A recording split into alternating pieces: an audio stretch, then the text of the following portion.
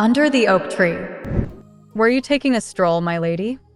No, I was just inspecting the castle. Ulyseon's face turned serious. We may be inside the safety of these walls, but it's still dangerous for you to wander on your own, my lady. The castle has been seeing more visitors lately, and if an accident were to occur. An accident? Her voice came out shaky, which in turn sent the youth into a fluster. It was not my intention to scare you. I was just concerned. Oh, would you allow me to escort you, my lady? It's all right. I don't want to take your time. It is an honor for a knight to serve a lady. I may not be a knight yet, but I'm prepared to protect you with my life. His fervor took Maxi by surprise. As she took a step back, Garrow elbowed him in the ribs. Stop exaggerating, Uly. I'm always true to my words, Ulyseon exclaimed, but the sound of his own shout seemed to convince him that he was overreacting. He cleared his throat and addressed Maxi in a calmer voice. In any case, you mustn't walk around alone. If you'd like, I can call the guards to escort you. I'm just taking a walk. There's no need to go that far. These walls do not guarantee safety, my lady. If something were to happen, I would never be able to face Lord Calypso. Ulyseon's face turned pale at his own words. If this worries you so, then please. The squire's face lit up instantly. Where should I escort you, my lady? I was on my way to the forge. What a coincidence. That's where we were headed. Allow me to lead the way. Ulyseon took the lead with a spring in his steps. Garrow shrugged and followed. Maxi hesitated, then began to follow with quiet steps. The young squire's warm attention was refreshing.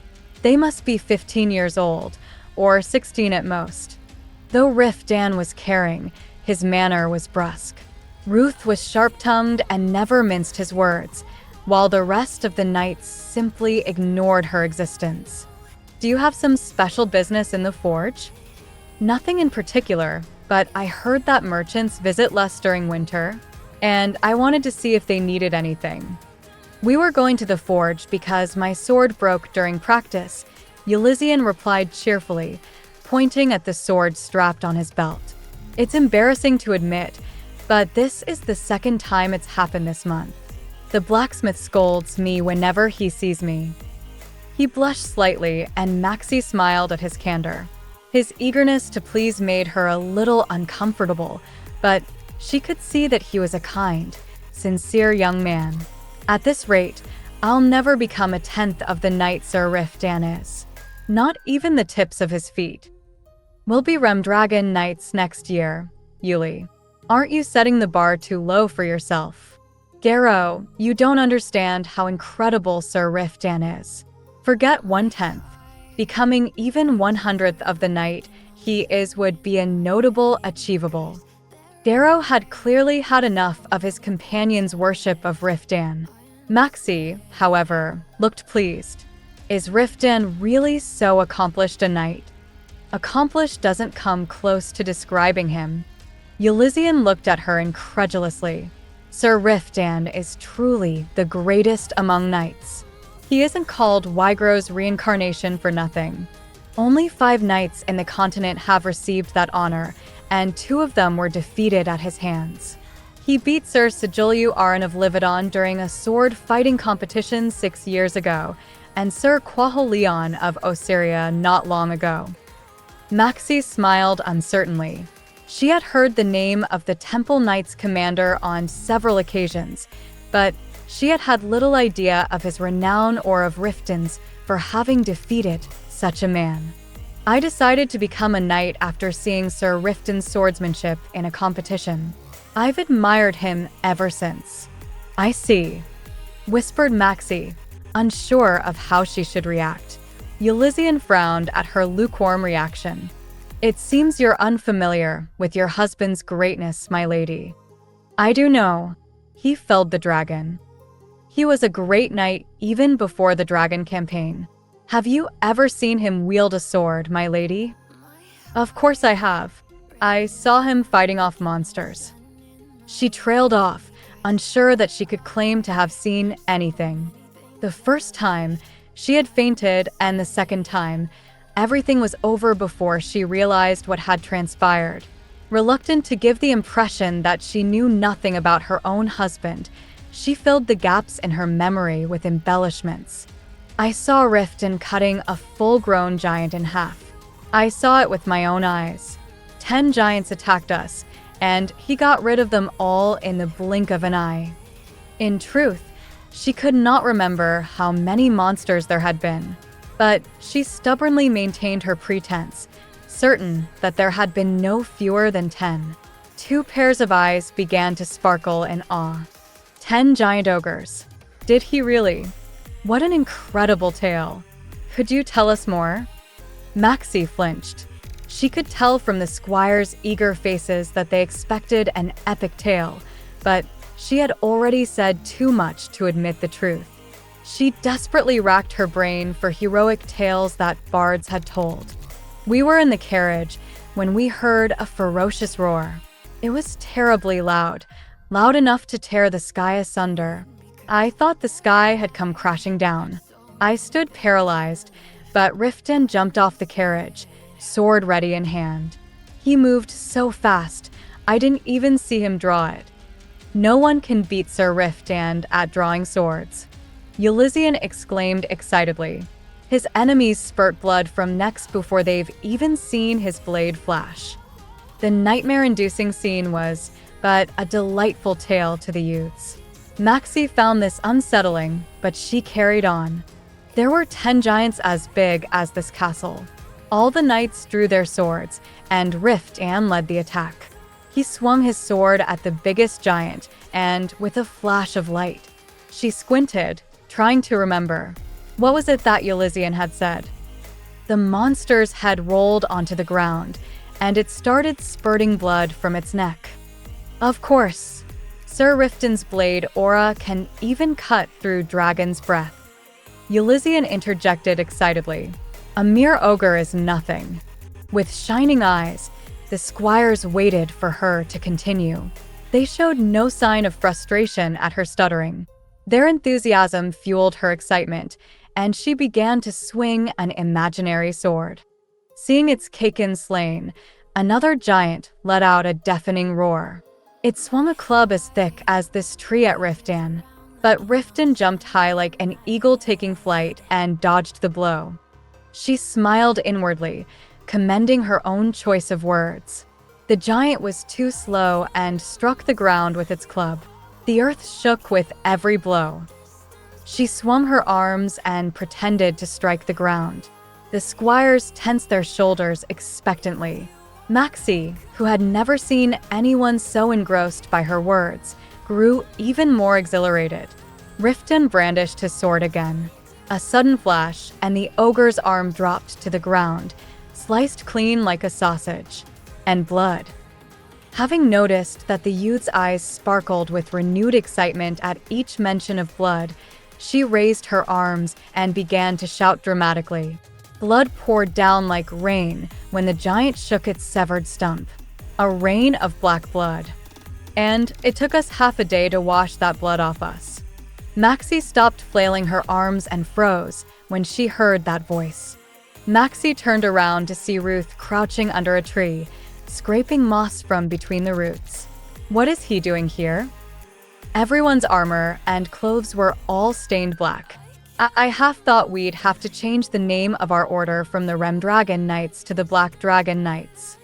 Mage Ruth, Ulyseon exclaimed, running toward the sorcerer. What are you doing here? I am making a reagent for the trees on her ladyship's request, Ruth replied, lifting the sack. But did I interrupt? It seems she was in the middle of recounting the fierce battle against the ogres. Maxi blushed from head to toe, wishing she could crumble into dust and be blown away by the wind. Ruth, who had seen her vomit and faint, could call her bluff if he wished. The Squires, however, seemed oblivious to her embarrassment and continued to chatter away. Yes, we were just at the part where Sir Riftan killed 10 giant ogres in the blink of an eye. 10 giant ogres, you say? drawled Ruth. Maxi's heart pounded and her eyes darted from side to side as she tried to think of an excuse to leave. Ruth gave a knowing look before continuing with a straight face. Then I guess her ladyship hasn't told you about the battle in the mountains. Battle in the mountains? We were crossing Anatolium when a pack of werewolves charged at us. Now, how many of those beasts were there? My memory's been failing me lately. Lady Calypse. I don't remember. Ah yes, there were simply too many to count. Their fur carpeted the whole mountain. That many werewolves in Anatolium? Exclaimed Ulyseon. Maxi stood frozen, cold sweat dripping down her back. I think her ladyship is better equipped to recount the finer details, Ruth said, smiling. The youths looked at her expectantly, but Maxi's face was now flushed crimson. She did not have the nerve to concoct stories in front of Ruth. Ruth seemed to take pity on her, for he soon came to her rescue. But her ladyship has many affairs that require her attention. We mustn't take so much of her time. Yes, I do have some matters to attend to, Maxi said hastily. She straightened up to leave, but Ruth stopped her. That reminds me, I have a message for you.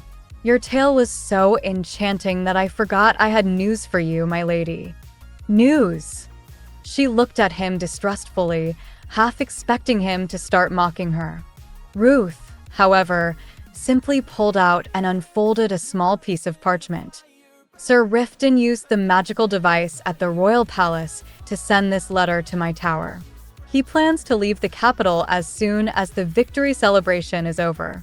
The journey will take a fortnight at most, but at their pace, I expect we'll be seeing them in 10 days' time. Maxi's embarrassment faded at the unexpected news. Beaming, she took the parchment from Ruth to see Riftan's date of departure and travel route. Ruth shook his head and sighed. He really does plan not to stay a second longer than necessary. Is that a problem? It wouldn't hurt to help King Reuben save face while he's there. Ulyseon quickly came to Riftan's defense. With werewolves roaming the borders of Anatole, I'm sure Sir Riftan is only concerned about our security. I can only imagine how worried he must be. Wishing to avoid this change in topic, Maxi brought the conversation to an end. Thank you for telling me. It's time for me to visit the forge now. Of course, my lady. I am very much aware that you are busy. Ruth's sarcastic words echoed behind her as she left with quickening steps. The lightness of her feet surprised her. She resisted the urge to hum a tune, conscious of the young squires following behind her. The parchment felt warm in my arms. It was so warm that it even made Ruth's curtness seem kind. Riftan. As soon as she awoke the next morning, she rushed to the library and asked Ruth to check the list for errors. The sorcerer was fast asleep on the threadbare carpet with books piled on top of his body in place of a blanket. He scowled when she woke him but scanned the list without a word of complaint, using an ink-dipped quill to mark out a few items. The steward has stocked enough oil and candles. We also have spare tableware in storage. And pray tell, my lady, who will be using all this soap and scented oil. The knights seem to enjoy baths and saunas. Ha! Can you imagine those men using expensive things? They'll scowl if you put anything with a floral scent under their noses. You should just order enough for yourself. He promptly crossed out the items. He scanned the rest of the list, speaking as if he were doing her a great favor. The rest seems fine. Then should I put in the order? Let me add a few items. Maxi widened her eyes. It was the first time Ruth had suggested spending more money. Curious, she peered at the words he was scratching onto the parchment. It appeared to be a long list of names. The first thing that crossed her mind was that he was writing a list of slave names. She gaped at him. What are you writing? Names of scholars. I'd like to order anything and everything the merchants can find written by them. Maxi stared at him blankly. Are you asking me to buy personal items with a castle budget? and something so expensive and extravagant at that. My lady, knowledge is valuable beyond all measure, Ruth said solemnly. I assure you, these books are not for myself. They're for the library, and anyone is free to come and read them. Her jaw dropped at his brazenness. Ruth detested seeing visitors in the library. He made no attempt to hide his displeasure even when she, the lady of the castle, entered. In fact, he had practically taken over the library in addition to the castle tower. I've never seen anyone but yourself using the library.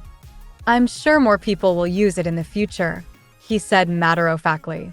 I'm the sorcerer of this castle. Improving my skills is for the good of Anatole. I knew it.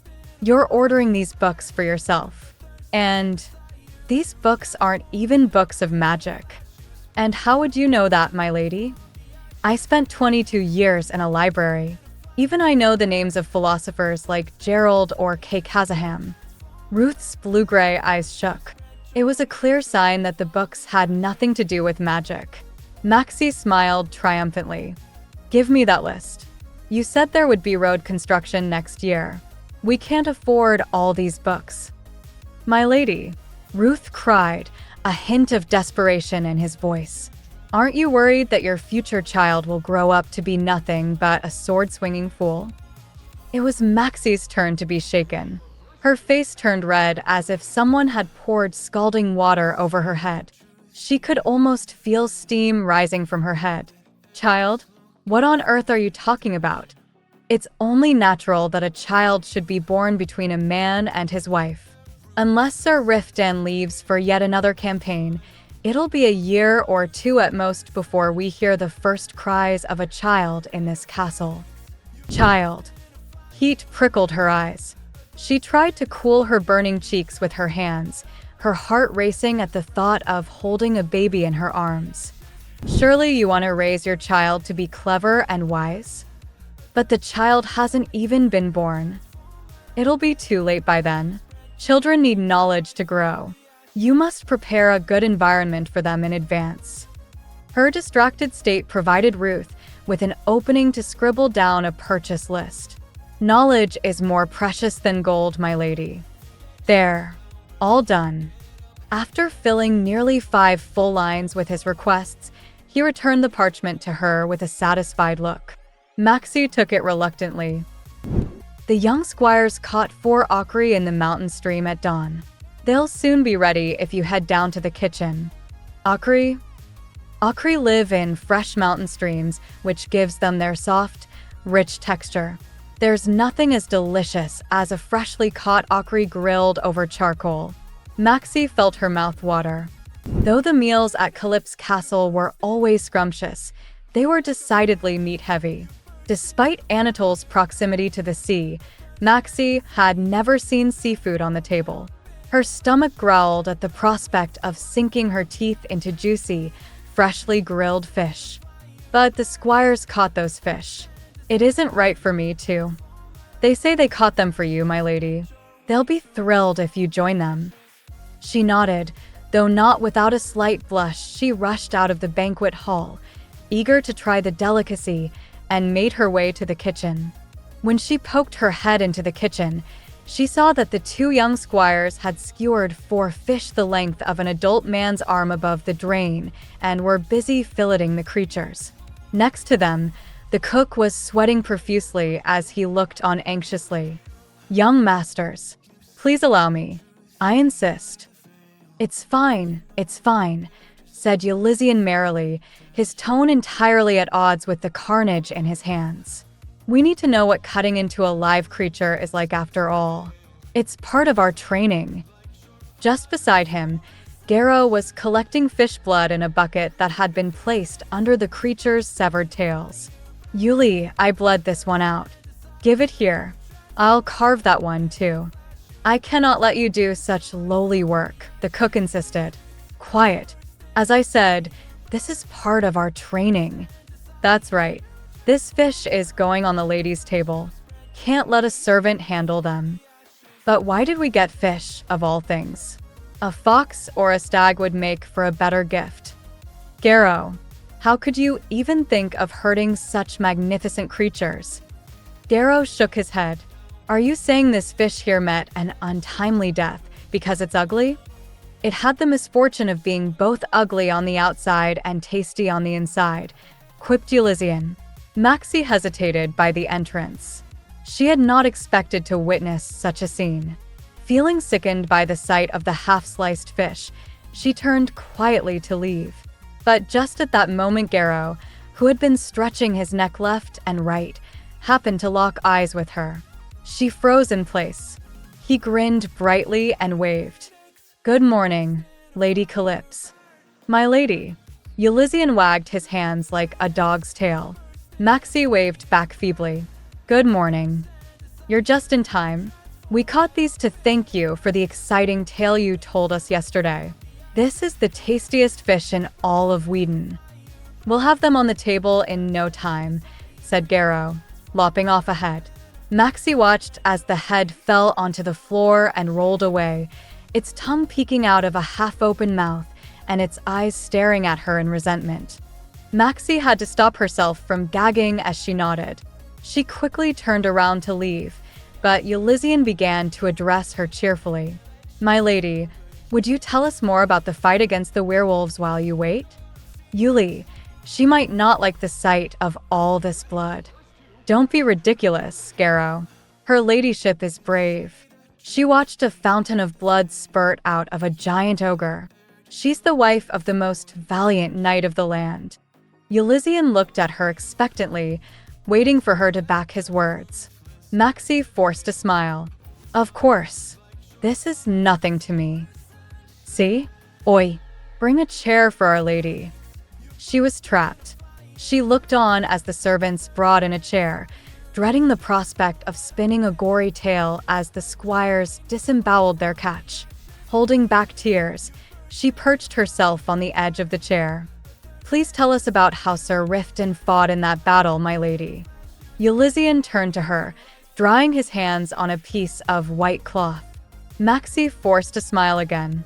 She took a deep breath, then began her story with how Riftan had decapitated 3 werewolves with a deadly flash of his sword. From there, the tale only grew taller. As the knights advanced through the woods, severed heads of werewolves rained down like black hail. The story of blood, bones, and flesh seemed to delight her young audience, and their enthusiasm gradually made her forget her discomfort. She had never imagined herself talking so happily in front of others.